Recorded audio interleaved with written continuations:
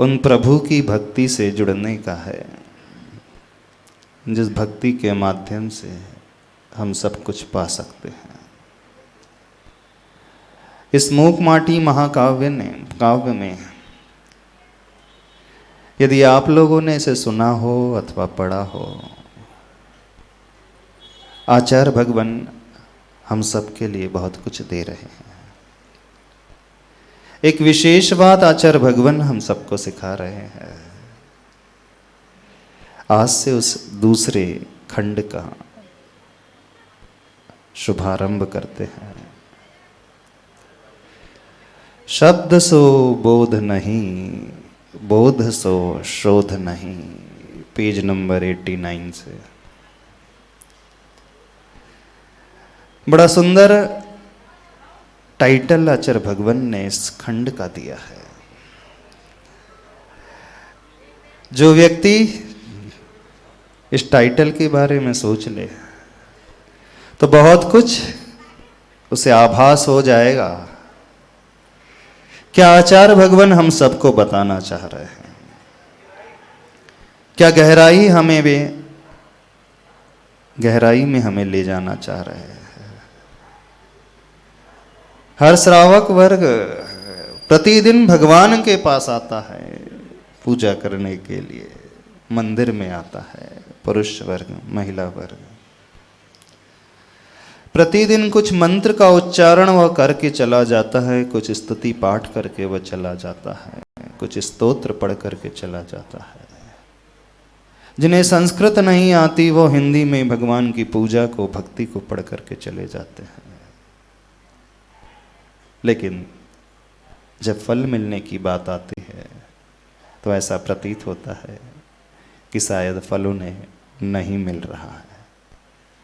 ऐसे कितने लोगों की शिकायत है जो भगवान के पास तो हमेशा आते हैं। खासकर इस ओल्ड ईदगाह वालों कॉलोनी में रहने वाले लोगों की शिकायत तो अवश्य होगी, है कि नहीं शिकायत। 17 वर्षों से विगत आप सभी लोग प्रभु की आराधना कर रहे हैं, और जब आपने यहाँ पर इस टेम्पररी जिनालय में भगवान की प्रतिमा को स्थापित किया था, यही सोच करके स्थापित किया था जल प्रतिमा को, कुछ दिनों तक हम भगवान की आराधना करेंगे और बहुत शीघ्र प्रभु का जिनालय बन करके तैयार हो जाएगा। लेकिन हुआ वह नहीं जो आप चाहते थे, और ऐसा एक के साथ नहीं, दुनिया में अधिकांश लोगों के साथ हो जाता है। मात्र यहीं की बात कर रहे हैं ऐसा नहीं है। जो जहां भी रहते हैं, जब भी वो प्रभु के पास जाते हैं, उनका चेहरा मायूस ही नजर आता है, और एक वो शिकायत करके चले जाते हैं, भगवान हमें कुछ देते नहीं हैं, अथवा यूं कहें भगवान की भक्ति से, भगवान की शांति धारा से, भगवान के विधान से, पूजन से मिलता सा नहीं है। बहुत बड़ी बड़ी बातें मुनिराज सुनाते हैं, आचार्य भगवान कहते हैं, लेकिन पता नहीं क्यों ऐसा लगता है कि वे सिर्फ बातें हैं, प्रैक्टिकल लाइफ में उसका कोई असर देखने में आता नहीं। बिल्कुल सही कह रहे हैं कि नहीं? क्यों रिंकू जी बता दो थोड़ा सा। हाँ, सही कह रहे हैं कि गलत कह रहे हैं? थोड़ा आप लोगों से हम जान लें, पहचान लें आप लोग। ऐसी धारणा कितने लोगों की है? हाँ, हाथ तो खड़े कर लो, अभी पता चल जाएगा कितने लोगों की ऐसी धारणा है। नहीं है धारणा, नहीं मिला ना कुछ। अब उस रहस्य को आचार्य भगवान इस दूसरे अध्याय में खोल रहे हैं, दूसरे खंड में खोल रहे हैं, और उसका विषय आचार्य भगवान कह रहे हैं, शब्द सो बोध नहीं, बोध सो शोध नहीं। बोध का अर्थ है ज्ञान, और शोध का अर्थ है रिसर्च, आप जिसे जानते हैं। जो शब्द हम अपने मुख से पढ़ जाते हैं, बोल जाते हैं, जरूरी नहीं वो ज्ञान हो ही जाए।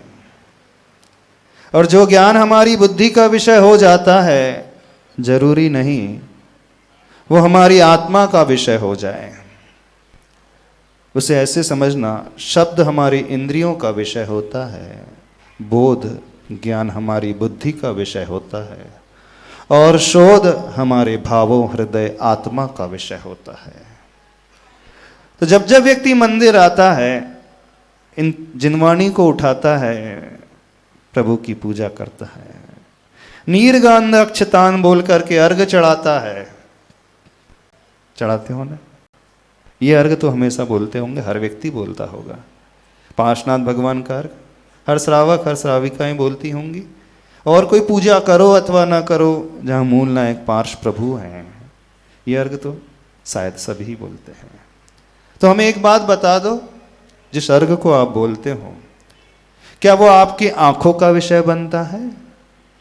क्या आपकी वो बुद्धि का, दिमाग का विषय बनता है? अथवा आपके हृदय का विषय बनता है? अभी पिक्चर एकदम क्लियर हो जाएगी, क्रिस्टल क्लियर हो जाएगी। जिन अर्घ को लेकर के आप प्रभु के आगे चढ़ाते हो, जो शब्द आपके मुख से निकलते हैं, कौन सी इंद्री का विषय बनता है? सो चक्षु इंद्री का विषय बनता है, ऐसे ही है ना? अथवा शब्द का उच्चारण कर रहे हैं, जिह्वा का प्रयोग होता है, अथवा आप सुन लेते हो, कर्णेंद्री का विषय। यानी जो भी शब्द हमने कहा, पढ़ा, लिखा, बोला, वो इंद्रियों का ही विषय बना। थोड़े बहुत समझदार लोग होते हैं, वो पढ़ करके थोड़ा सा सोचते भी हैं, सोचते हो ना? हाँ। तो वो जो सोचना प्रारंभ हुआ, वो बुद्धि का, दिमाग का विषय बना, ज्ञान का विषय बना। लेकिन कितने लोगों का हृदय का विषय वे पार्श्व प्रभु बनते हैं, वो अर्घ आपके आत्मा की पर्याय बन गया। और जब वो हमारी आत्मा की पर्याय, हमारे हृदय की पर्याय बन जाए, तो समझना हम खोज में उतर गए। और नहीं है तो चूंकि आप पढ़े लिखे हैं, आपका बोध का विषय तो बन गया है ना?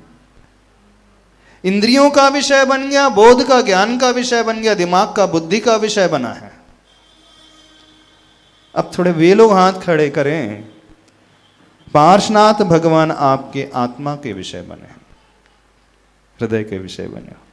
थोड़ा अब हम देखना चाहते हैं, ऑडिटर महोदय, प्रदीप जी, हाँ, अब हम देखना चाहते हैं। थोड़ा सा नोट करते जाना, आपसे बोल रहे हैं नोट करने के लिए, क्योंकि आप लिखते रहते हो ना, नोट डाउन करते, सबके नाम नोट डाउन करते हैं, तो थोड़ा नोट डाउन कर लेना, इसलिए कह रहे हैं आपसे। हाँ, थोड़ा ऐसे लोग हाथ खड़े करें जिन लोगों के हृदय के विषय पार्श्वनाथ बने हैं, आपके आत्मा के विषय पार्थनाथ बने हो, आपकी आत्मा की पर्याय पार्श्वनाथ भगवान बन गए हो, जिस अर्घ को आप चढ़ा रहे हैं। हाँ, हमें दूर दूर तक किसी का हाथ खड़ा हुआ ही नहीं दिख रहा है, कोई भी नहीं। कुछ लोग शर्मा शर्मी में खड़े कर रहे हैं, लाज तो बची जाएगी, खड़े कर लो, क्या जाता है। हाँ? विडंबना देखना, विचित्रता देखना, सिर्फ हम वह बात बतलाना चाह रहे हैं। अभी तक भगवान, अभी तक शास्त्र, अभी तक जिनवाणी, अभी तक पूजा की पंक्ति, अभी तक स्तोत्र का वह श्लोक, अभी तक वो अर्घ सिर्फ बुद्धि का और इंद्रियों का विषय बना है, इससे अधिक कुछ नहीं बना।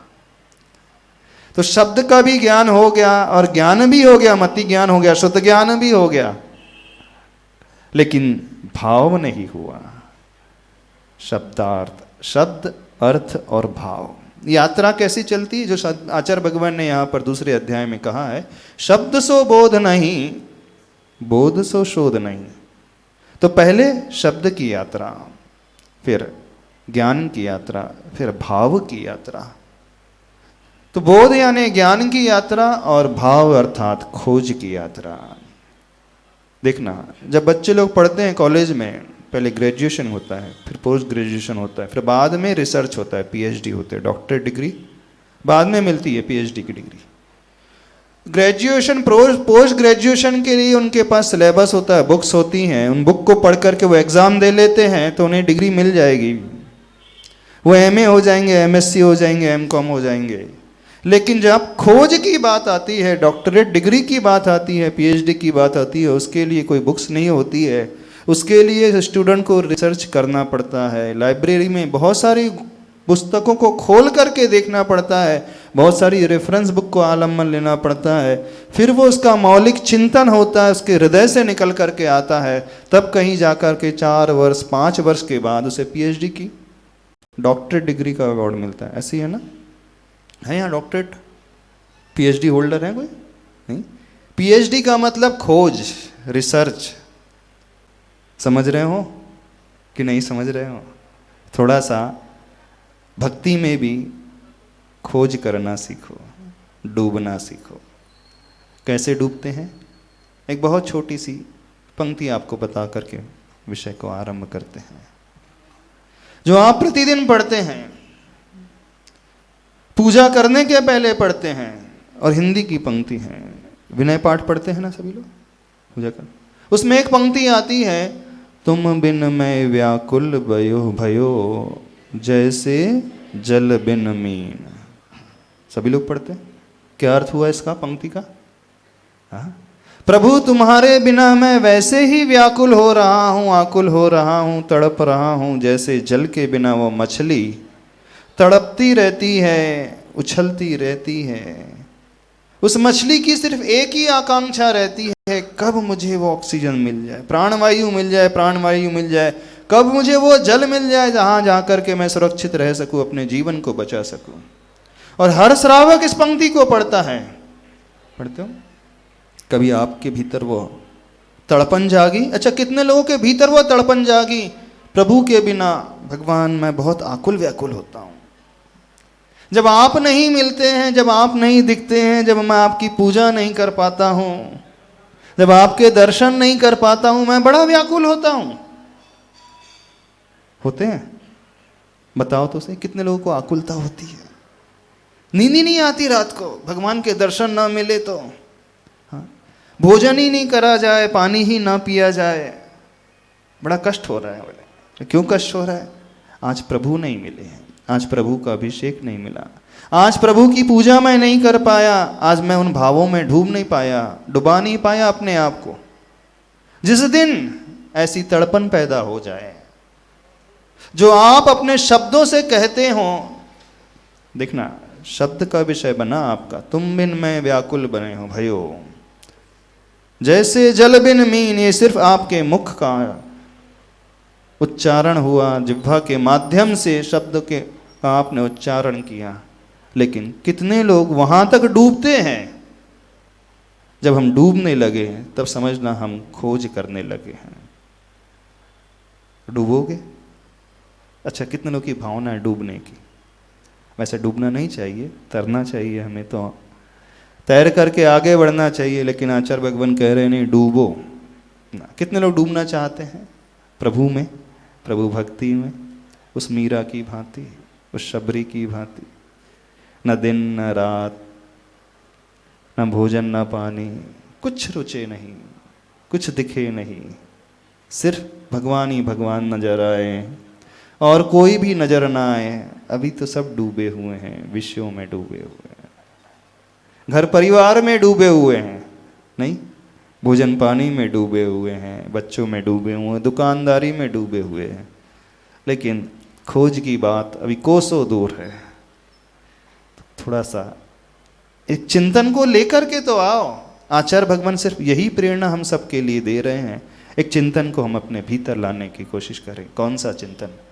बहुत हुई पूजाएं, बहुत हुए पाठ, बहुत हुई मालाएं, बहुत सारे हुए विधान, बहुत सारा उच्चारण हमने किया, लेकिन आज तक हम डूब नहीं पाए, आज तक हम खोज नहीं कर पाए। तो कृपया करके अपने ही ऊपर कृपा कर लेना। क्या कह रहे? कृपा करके अपने ही ऊपर कृपा कर लेना। कौन सी कृपा कर लेना? थोड़ा सा दिमाग से हृदय की ओर उतर करके आ जाना। और वो ज़्यादा कृपा नहीं बोल रहे हैं, कितनी दूरी है मस्तिष्क के हृदय की? कितने किलोमीटर बताओ? मस्तिष्क से, दिमाग से, ब्रेन से हृदय की दूरी कितनी है?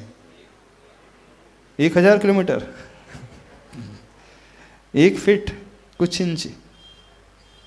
हाँ, कुछ इंच। कितनी दूरी है बता तो दो थोड़ा सा। छोटा सा बच्चा भी बता सकता है, नहीं बता सकते? कौन हमें बताएगा दिमाग से हृदय की दूरी की कितनी? कोई बताने वाला नहीं बता पा रहे हो? दिमाग यहां पे है, हृदय यहां पे है और आत्मा पूरे शरीर में है। कोई तो बता दे। बड़ा सरल प्रश्न है, कठिन प्रश्न किया हमने। हाँ? 8 इंच, 6-7 इंची पर्याप्त है। तो 6 इंच दूरी पार करने में कितना समय लगना चाहिए? चींटी की चाल से भी चला जाए तो चलो 1 फीट की भी मान ले, 8 इंच की भी मान ले, उस दूरी को पूरी करने में कितना समय लगना चाहिए? कितना समय?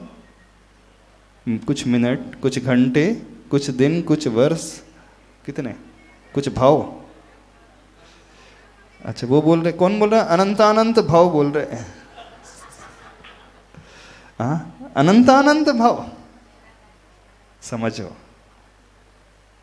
बुद्धि भी हमारी है, ज्ञान भी हमारा है, शब्द भी हमारे ही मुख से निकल रहे हैं, लेकिन जो हम शब्दों के माध्यम से कहे जाते हैं, क्यों नहीं उसे हम हृदय का विषय बनाते हैं? बस जिस दिन हमारा शब्द हमारे हृदय की पर्याय बन जाए, समझ लेना हमने खोज करना सीख लिया। बिल्कुल सीख लेना। जिस दिन ओल्ड ईदगाह वालों के शब्द, जिस पार्श्वनाथ भगवान का जयकारा आप लोग लगाते हो, आपके हृदय की पर्याय बन जाएगा, उस दिन भगवान की प्रतिष्ठा हो जाएगी। ये मंदिर बनकर के बहुत जल्दी खड़ा हो जाएगा। वह सही प्रभु की अर्चना मानी जाएगी, वही सही प्रभु का विधान माना जाएगा। बस कल्याण वहीं से शुरू हो जाएगा। चाहते हो करना? नहीं चाहते हो कि नहीं? नहीं चाहते। जिंदगी निकल गई ऐसे ही। अब बच्ची जितनी है उसे संभाल लो। हाँ, जिंदगी निकल गई कहते कहते तुम बिन मैं व्याकुल भयो। अब जितना बचा है थोड़ा सा 6 इंच की यात्रा करा दो अपने शब्दों को, और कुछ नहीं कह रहा। वैसे देखा जाए तो शब्द और हृदय की दूरी तो और भी कम है, नहीं? मुख से हृदय की दूरी तो और भी कम है, लेकिन कई बार ऐसा होता है जो जितना निकट होता है उस तक पहुंचने में बड़ी कठिनाई होती है ना? एक ही परिवार के कुछ सदस्य होते हैं, साथ ही रहते हैं, सब कुछ साथ साथ चल रहा है, लेकिन उससे उतने ही भावों की अधिक दूरी बनी है।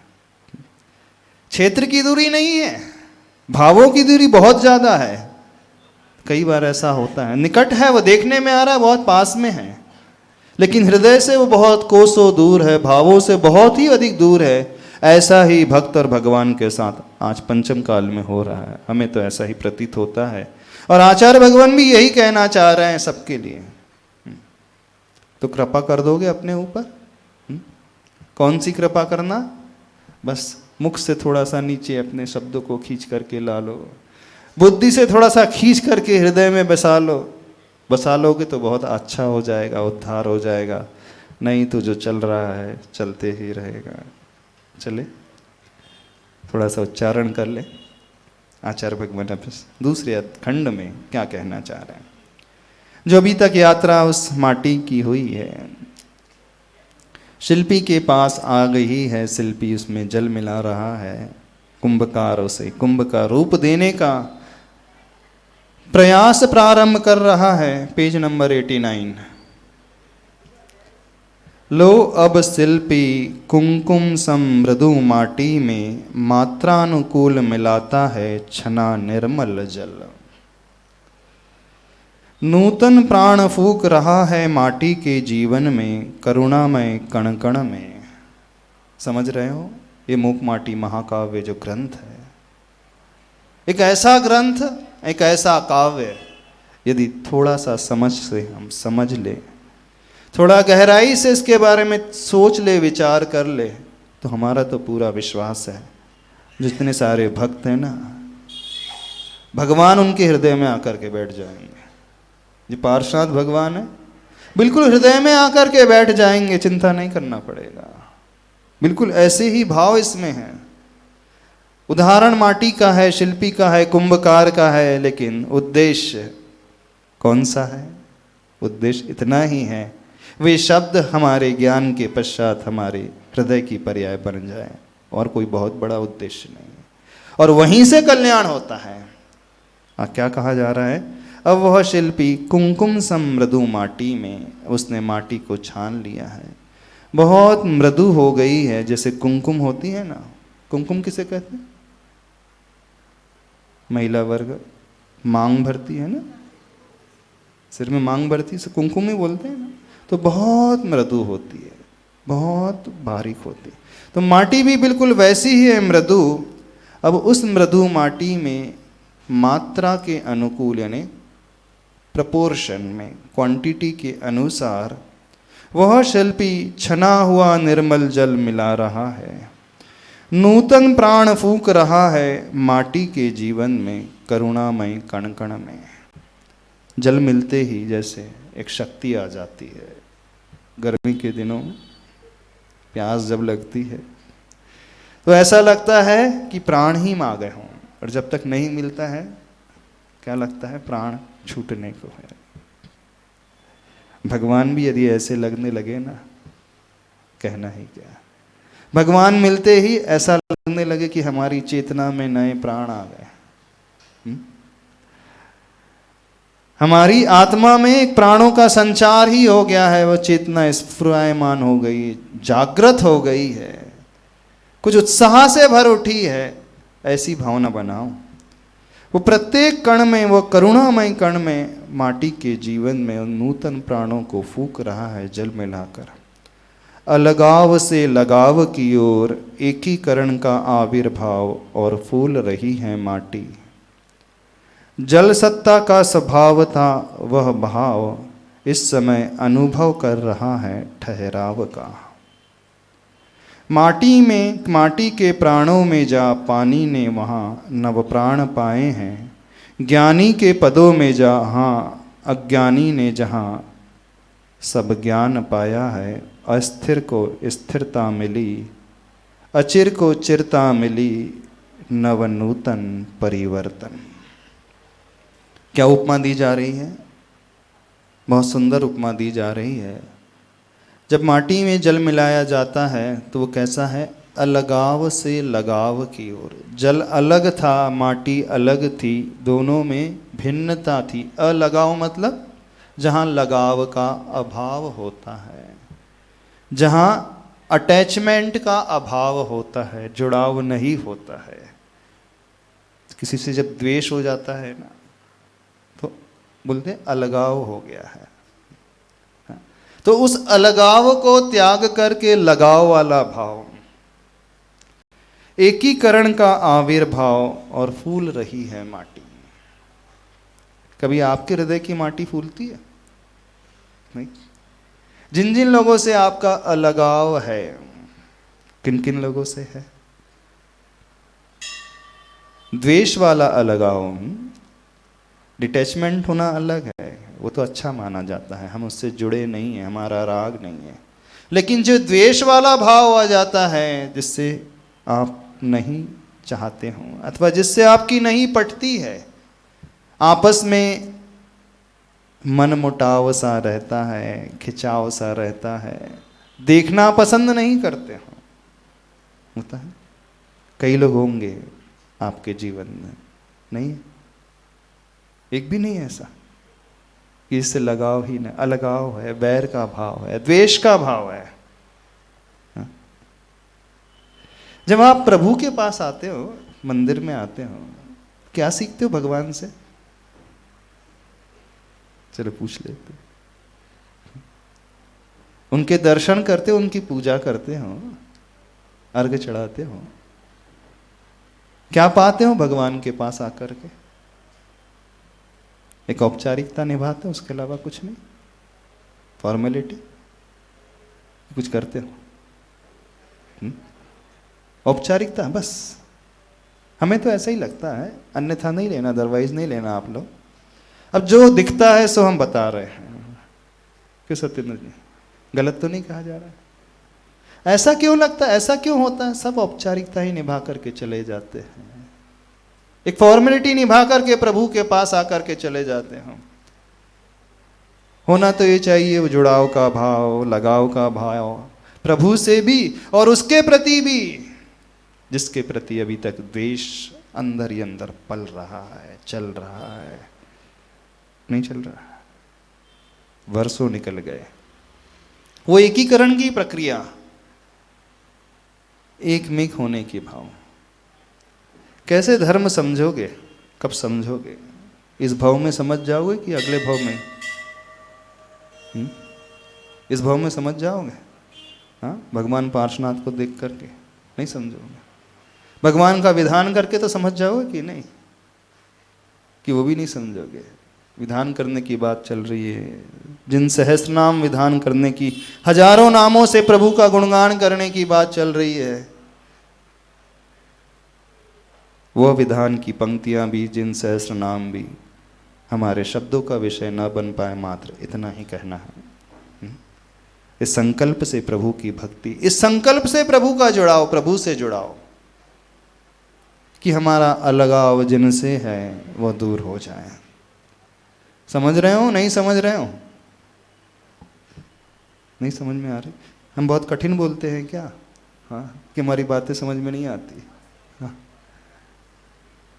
फ्रेंच में बोल रहे हैं? कौन सी भाषा बोल रहे हैं? फ्रेंच में बोल रहे हैं, उर्दू में बोल रहे हैं, जैपनीज में बोल रहे हैं, कौन सी भाषा में बोल रहे हैं? हाँ, कौन सी लैंग्वेज है? समझ में आ रही होगी, बहुत सिंपल है। जब समझ में आता है, शब्दों के माध्यम से कर्णेंद्री का विषय बन रहा है, तो उसे हृदय का विषय क्यों नहीं बनाते हो? बनाओगे कि नहीं बनाओगे? कोशिश करो। अलगाव से लगाव की ओर एकीकरण का आविर्भाव, और फूल रही है माटी। जल तत्व का स्वभावता व भाव इस समय अनुभव कर रहा है ठहराव का। जो जल का स्वभाव होता है, बहना होता है, लेकिन कभी कभी वो रुक भी जाता है, दूसरों के लिए रुकना पड़ता है ना?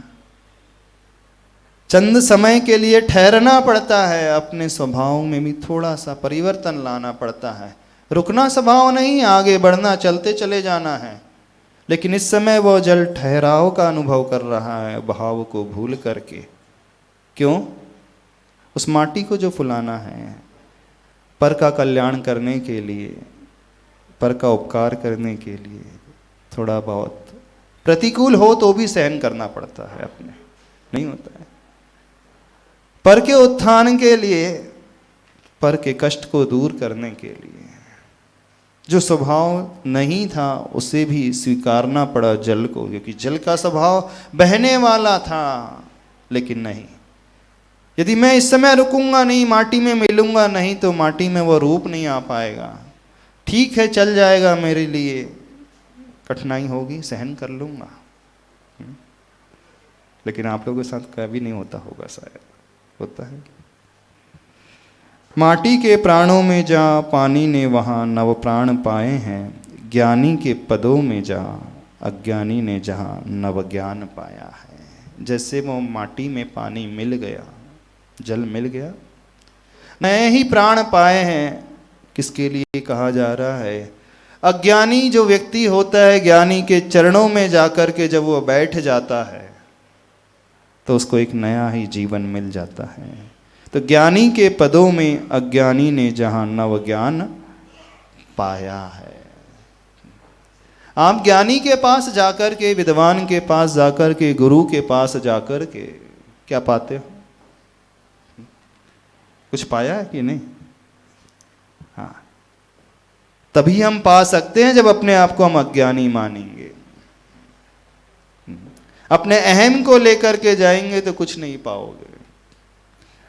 गुरु से भी कोरे हाथ लौट करके आ जाएंगे।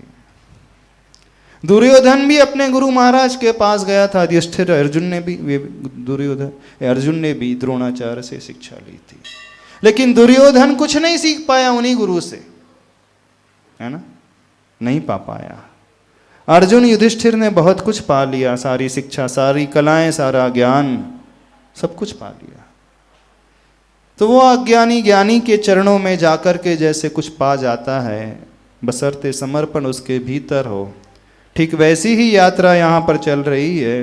वे पाप जल जो है माटी के पास जाकर के नवीन प्राणों को ही पा रहे हैं। कैसे? जैसे ज्ञानी के चरणों में बैठ करके हम अज्ञानी नवीन ज्ञान पा जाते हैं।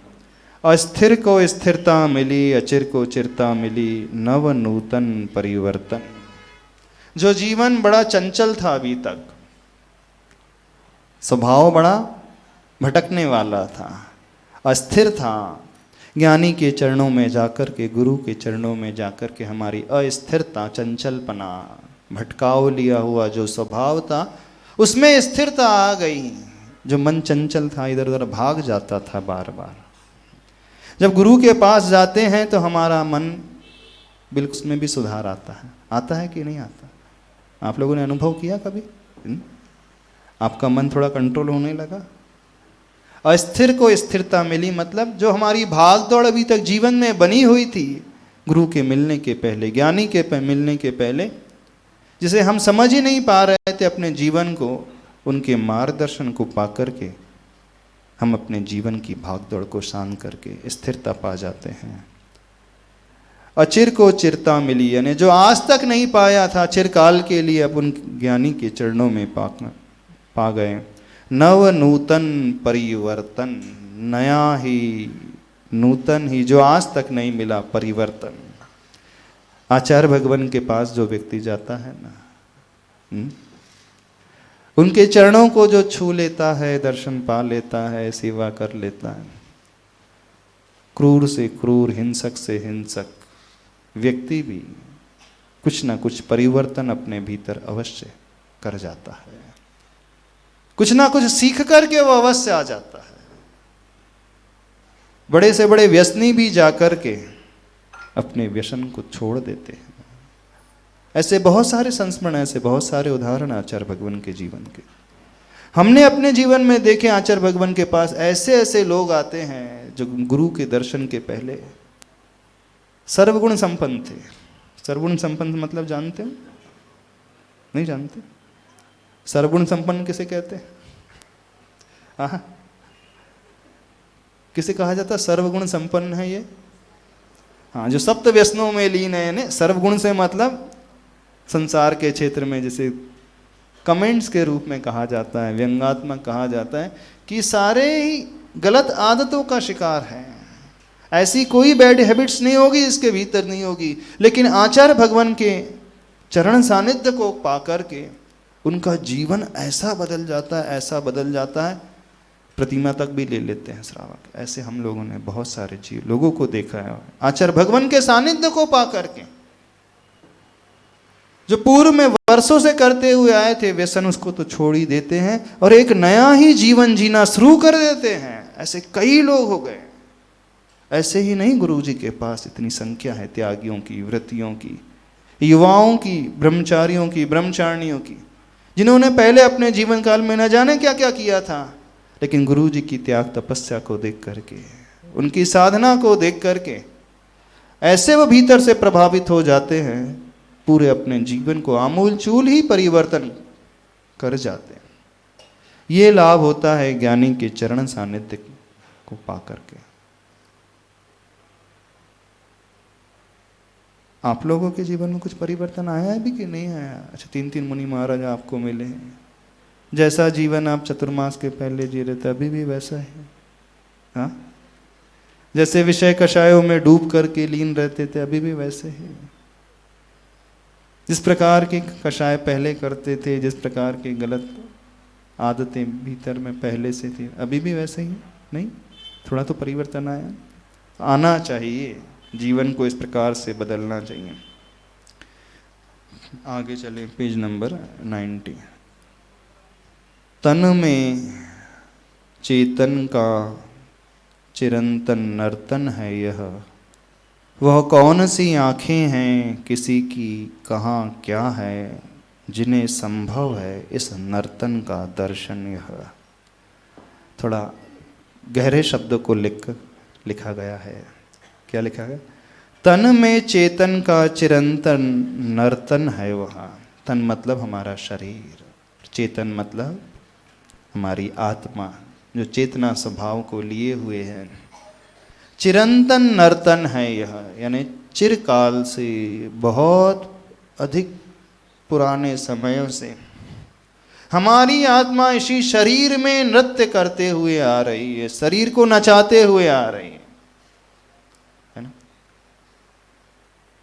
आत्मा ही नचाने वाली है ना। यह तन मिला है, इस तन के भीतर वह चेतन है, नृत्य कर रहा है। वह कौन सी आंखें हैं किसी की कहाँ क्या है, जिन्हें संभव है इस नर्तन का दर्शन।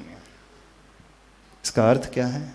ऐसा कौन सा व्यक्ति होता है जो इस आत्मा के नृत्य को देख सके? कहाँ यह आत्मा रह रही है, कितने समय से रह रही है, क्या कर रही है, कैसा जीवन जी रही है। बहुत विरले लोग होते हैं जिसके बारे में सोचते ही नहीं अधिकांश। तो वो तो अपने शरीर को ही सब कुछ मान करके जीते हैं, शरीर को ही आत्मा मान करके जीते हैं, शरीर के लिए ही जीते हैं, शरीर के लिए ही सब कुछ करते हैं। इसके अलावा और कोई नहीं, कुछ नहीं होता। ऐसे ही है कि नहीं? कभी आपने ये सोचा कि हमारी आत्मा कब से फंसी हुई है शरीर के भीतर, हमारा चेतना कब से इस तन के भीतर कष्ट पा रही है, आखिर कब तक पाती रहेगी?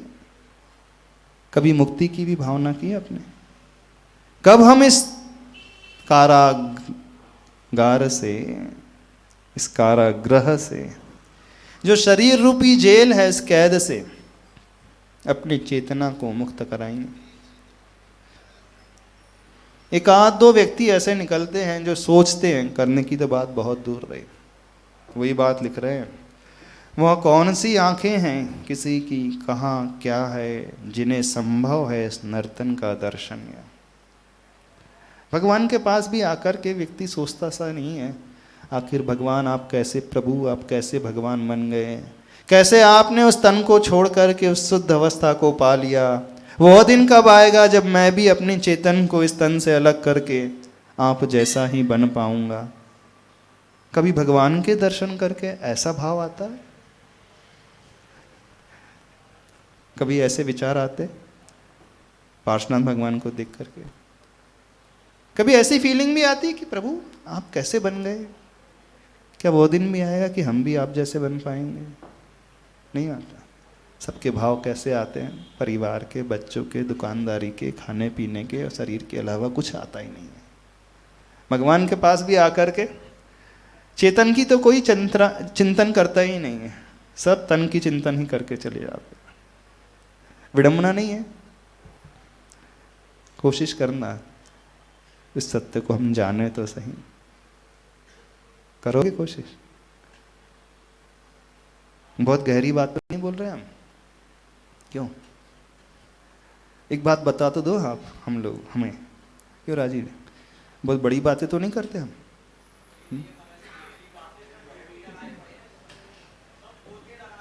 सब गोते लगा रहे हैं। नहीं, हम पूछ रहे हैं, ऐसा तो नहीं हम प्राइमरी के बच्चों को थोड़ी ग्रेजुएशन वाली पढ़ाई करा रहे हैं, ऐसा तो नहीं है?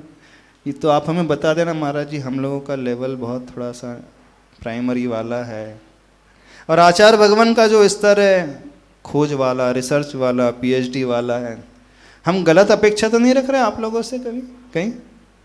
यदि ऐसे हो तो बता देना महाराज जी, आप ज़्यादा अपेक्षा मत रखा करो, क्योंकि हम लोगों का जो जीवन है, जीवन स्तर है, बस यहीं तक सीमित है। घर द्वार तक, घर गृहस्थी तक, चौके चूल्हे तक, खाने पीने तक, शरीर की सजावट तक, शरीर की केयर तक। इससे ज़्यादा कुछ हम ना कभी सोचते हैं पहले, न भविष्य में हम सोचेंगे। ऐसा संकल्प लेकर के तो नहीं बैठे हो? हाँ, पूछ लेते हैं भैया, एक बार पूछ लेना चाहिए। नहीं तो ज़बरदस्ती हम ही आपको ज्ञान दिए जाए। एक व्यक्ति आया, टी शर्ट पहन के, एक बच्चा, उसकी टी शर्ट में बड़ा अच्छा कोटेशन लिखा था, बेहतर होगा आप मुझे ज्ञान ना दें। हाँ, बेहतर होगा आप हमें ज्ञान ना दें। तो वो कोटेशन पढ़ के हमारे दिमाग में भी विचार आ गया, ज्ञान देने के पहले हम भी आपसे पूछ लें, कहीं ये भाव आप लेकर के तो नहीं बैठते मैं, महाराज जी बेहतर होगा आप ज़्यादा ऊंची ऊंची बात मत करें, क्योंकि हमारा जीवन अलग ही प्रकार का है। अब बहुत बड़ी बड़ी अपेक्षा करके बिल्कुल नहीं चले, हम कभी नहीं बदल पाएंगे, कभी कुछ नहीं कर पाएंगे। जिस प्रकार से जी रहे हैं वैसे ही जीते रहेंगे, ऐसा तो नहीं। यदि ऐसा हो तो बता दो, फिर उस स्तर तक हम भी आ जाएंगे। नहीं, उस स्तर तक इन द सेंस, फिर वैसी ही ढंग से हम आपको ऊपर लाने की कोशिश करेंगे। सारे पीएचडी होल्डर हैं। क्या कहा? अच्छा, pass high school with difficulties PhD है। अच्छा, ये नई डेफिनेशन मिली बोली पीएचडी की, pass high school with much difficulties, बहुत डिफ़िकल्टी से हमने हाई स्कूल पास किए हैं, अब पीएचडी की बात की जा रही है। पर सत्य यही है, आज न ही तो कल स्वीकारना इसे ही होगा। आज भले ही हम ना बदले अपने आप को, इस भाव में भले ही ना बदले, लेकिन सत्य यही है, इसी से चल कर के हम जीवन को पा सकते हैं। तो कभी चिंतन भी करना, कोशिश करना, सोचने की तो कोशिश करना, हे भगवान पार्श्वनाथ भगवान, मैं रोज आपके पास आता हूँ, रोज आपकी पूजा करता हूँ, बहुत हुआ पूजा करते करते, एक बात ये तो बताओ, आप कैसे भगवान बन गए? क्या मैं अपने जीवन में कभी भगवान नहीं बन सकता? आपने कैसे अपनी चेतन को अपने तन से जुदा कर लिया, पूर्ण शुद्ध हो गए, अनंत काल के लिए सुख को पा लिया? क्या मेरे जीवन में कभी वैसा क्षण नहीं आएगा कि मैं भी अपने चेतन को इस तन से मुक्त कर पाऊँ? कभी ठंडे दिमाग से बैठ करके 5 मिनट के लिए आंखें बंद करके प्रभु से पूछा करो, प्रभु से कहा करो। एक आध बार भी यदि भाव आ जाए तो यही भाव भविष्य में हमारे लिए बहुत बड़ी उन्नति का कारण बन जाएगा। भले ही आज इस भाव में ना कर पाए कुछ हम, लेकिन एक भाव भी, एक बीजारोपण भी अवश्य कार्य करता है। समझ रहे हो? घबराना नहीं, अभी तक हम फंसे हुए, हम नहीं कर पा रहे हैं। शुरुआत इसी सोच से होती है। चले आगे। हाँ, अब चलती शीतकाल की बात है, अवश्य ही इसमें विकृति का हाथ है। पेड़ पौधों की डाल डाल पर, पात पात पर हिमपात है, और इसी की हाँ में हाँ मिलाता प्रकृति के साथ। मलिन मन कलित तन, मलिन मना कलिल तना बात करता बात है। कल कोमल काया सी लता लतिकाएं, ये शिशिर छुवन से पीली पड़ती सी पूरी जल जात है। अब जो वर्णन आ रहा है, शीतकाल का वर्णन आ रहा है, प्रकृति का वर्णन आ रहा है। शीतकाल में जो शीत ऋतु आती है, कैसे यह ठंड हमें जलाती है, पीड़ा देती है, कष्ट देती है। क्योंकि जो कुंभकार है वो ठंडी में ही रह कर के, कुटिया में रह कर के सारे कार्य करता है, लेकिन कभी हार नहीं मानता।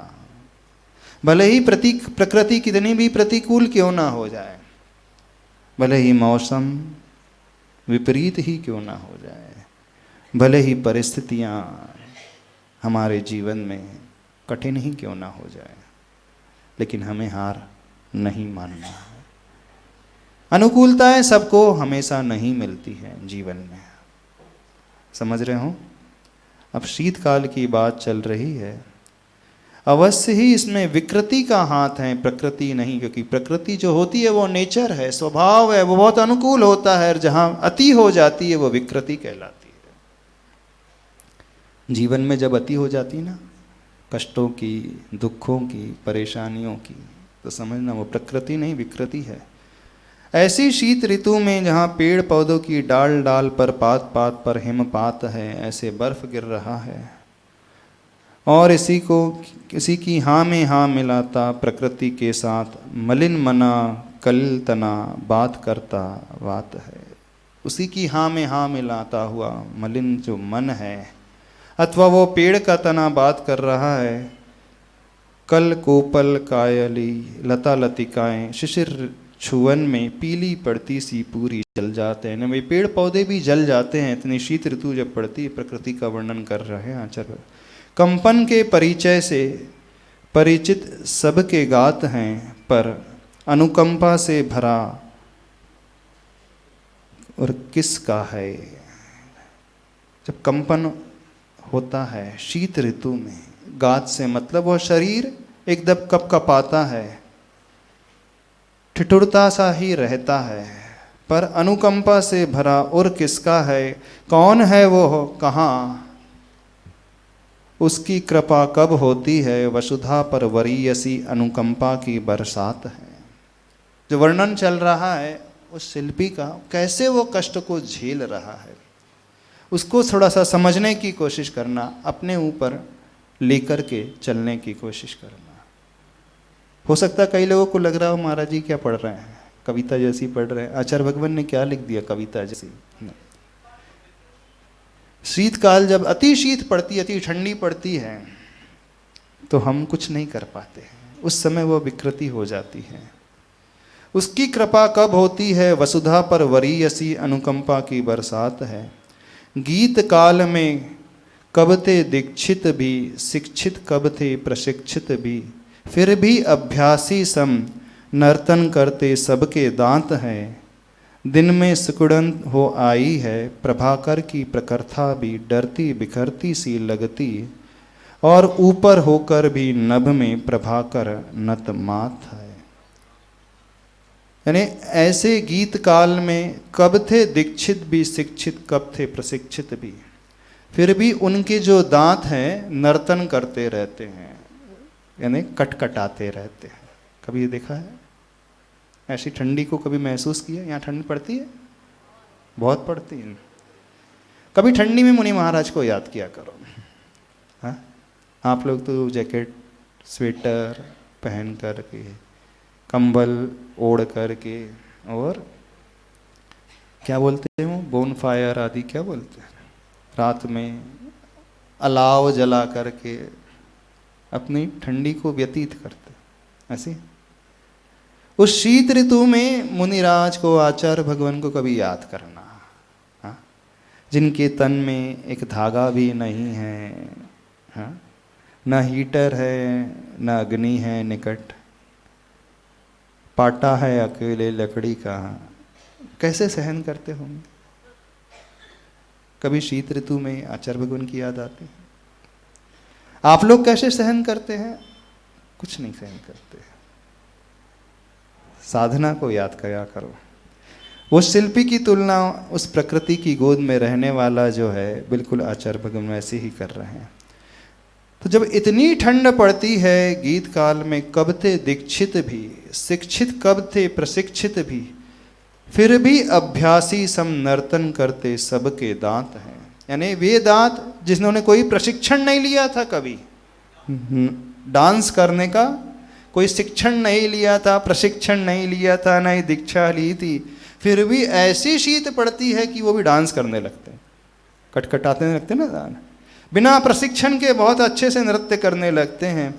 दिन में सिकुड़न हो आई है, प्रभाकर की प्रखरता भी, यानी प्रभाकर से मतलब वह सूर्य, उसकी जो किरणें हैं वह नहीं है, एक जैसी लगती है, यानी धूप में कोई तेजी होती ही नहीं है, तापमान बिल्कुल एकदम डाउन हो जाता है, डरती बिखरती सी लगती है, और ऊपर होकर भी नभ में प्रभाकर नत मात है।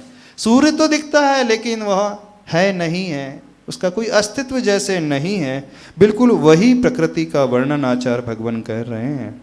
जहाँ कहीं भी देखा मही में महिमा हिम की महकी, और आज घनी अलिगुण हनी शनि की खनी सी, भय मद सी अघ की जनी दुगुनी हो आई रात है, आखिर अखर रहा है यह शिशिर सबको, पर क्या एक विशेष बात है कि शिल्पी की वह सहज रूप से कटती सी रात है, एक पतली सी सूती चादर भर उसके अंग पर है, और वह पर्याप्त है, उसे शीत का विकल्प समाप्त है।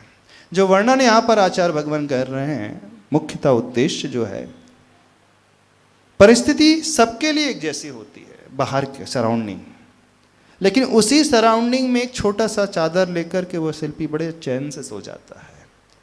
ठंड सबके लिए एक जैसी होती है, ऐसी ही ठंड में जहाँ आप इतने सब कुछ ओढ़ करके उसे झेल नहीं पाते हैं, आचार्य भगवान कैसे सहन करते हैं, कभी सोचा है आपने? एक दिन अभ्यास करके देखना, 1 जनवरी को बिना चद्दर के सो करके देखना। एक दिन की प्रैक्टिस करना, हाँ, एक रात को करके देखना, करके देख सकते हो। एक दिन, ज़्यादा ना, एक दिन भी नहीं, रात अकेले, 8 घंटे की बात है, 10 घंटे की बात है। दिगंबर होकर के नहीं, जितने वस्त्र शरीर पे उतने ही वस्त्र, लेकिन ऊपर से ना रजाई ना कंबल, सो करके देखना तो कैसी गहरी नींद आती।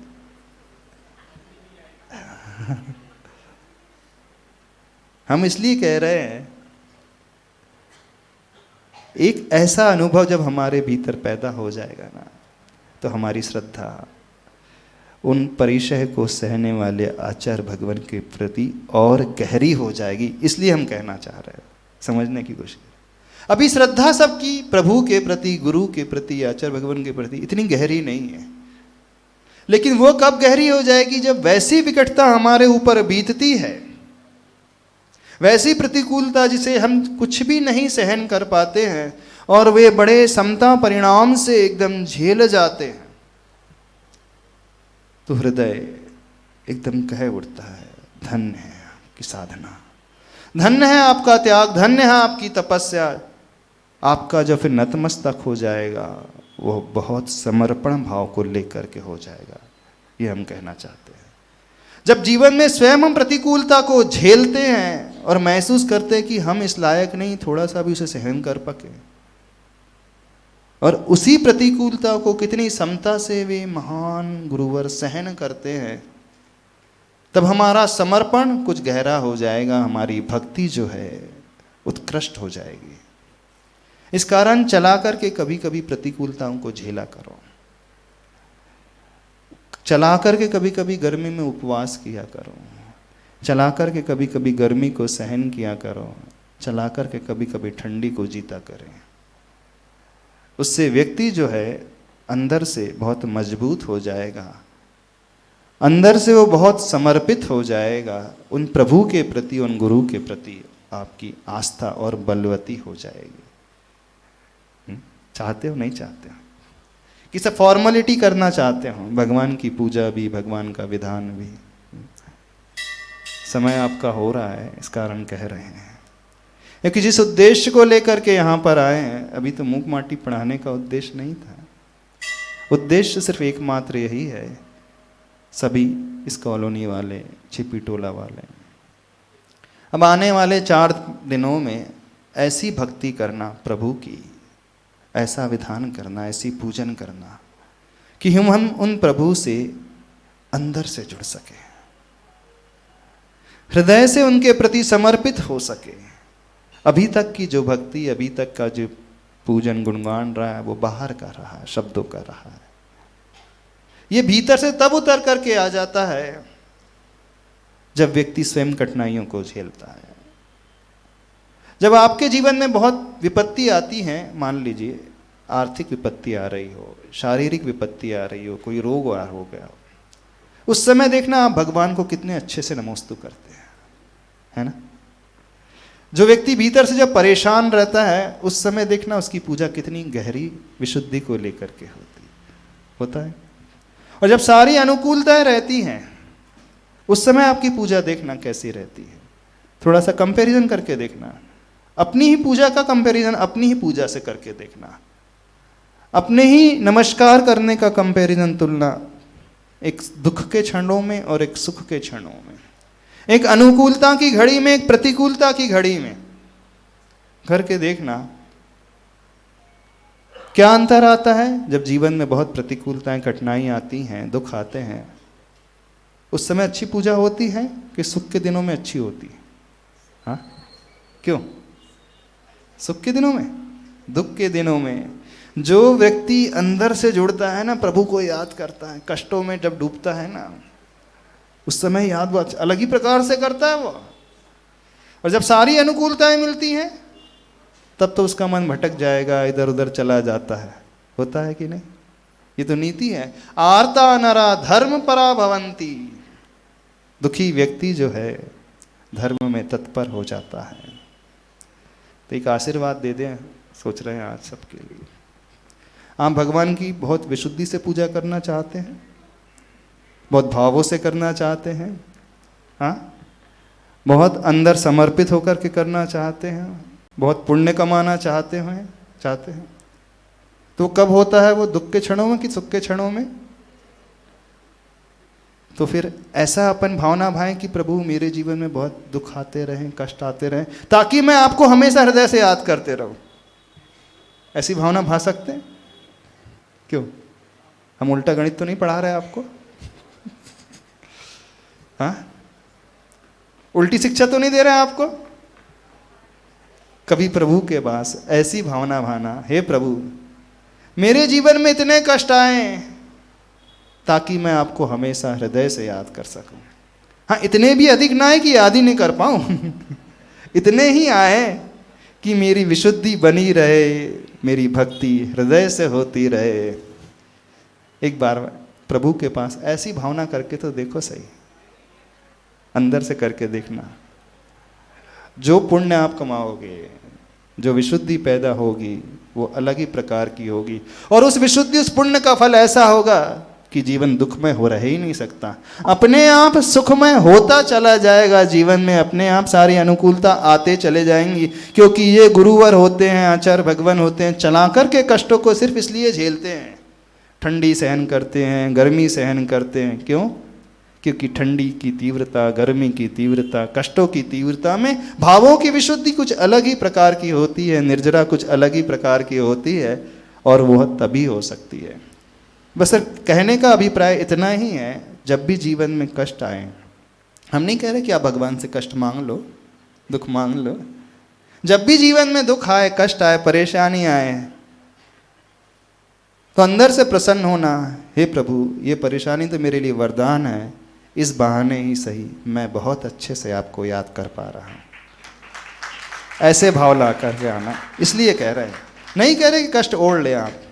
लेकिन जब भी प्रतिकूलता जीवन में आए तो घबराना नहीं, कभी रोना नहीं, आंसू मत बहाना, ये कहना, हे प्रभु मैं तो इन क्षणों को भी अपने लिए अनुकूलता के रूप में स्वीकारता हूँ और आपका धन्यवाद देता हूँ कि मेरे लिए ये क्षण आपके लिए चरणों से जुड़ने का एक बहुत अच्छा साधन सिद्ध हो रहे हैं। तो ऐसे ही भाव सभी लोग लेकर के आएँ, और आने वाले 8 तारीख से 11 तारीख तक जो विधान होने वाला है, जिन सहस्त्र नाम विधान, उसमें हृदय से जुड़ने की कोशिश करना है।